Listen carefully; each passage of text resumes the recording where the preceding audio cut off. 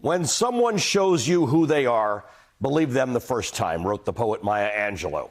Donald Trump has told us who he is for decades, and yet some people are still surprised by the highly partisan, lie-filled State of the Union address he delivered on Tuesday, the night before he was acquitted by the Senate, or by his 62-minute angry, vindictive rant on Thursday, or at the speed with which his revenge campaign began last night with the removal of a decorated soldier who testified against him, along with that soldier's brother, whose only offense was being the first soldier, Alexander Vindman's brother.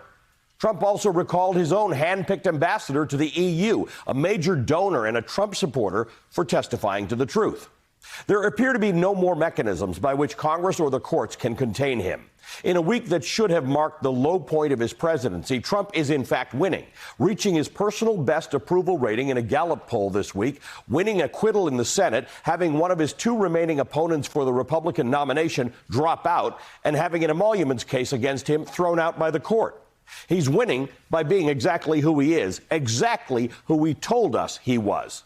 Meanwhile, Democrats squandered most of their week executing the Iowa caucuses that are really only relevant for building momentum about as poorly as possible, and with candidates taking swipes at one another rather than focusing their energy on defeating Trump in November.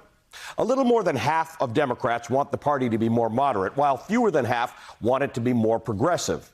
By a larger margin, most Democrats prioritize picking a candidate who can defeat Trump over one who more closely aligns with their own political views. Donald Trump has the one thing you want in an opponent: predictability.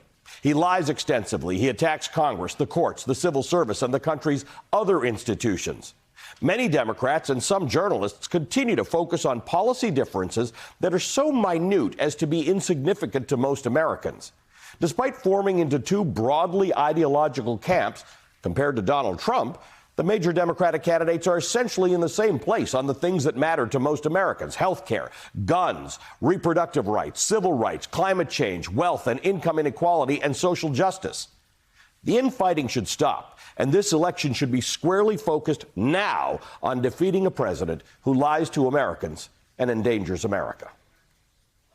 Hey there, I'm Chris Hayes from MSNBC. Thanks for watching MSNBC on YouTube. If you want to keep up to date with the videos we're putting out, you can click subscribe just below me, or click over on this list to see lots of other great videos.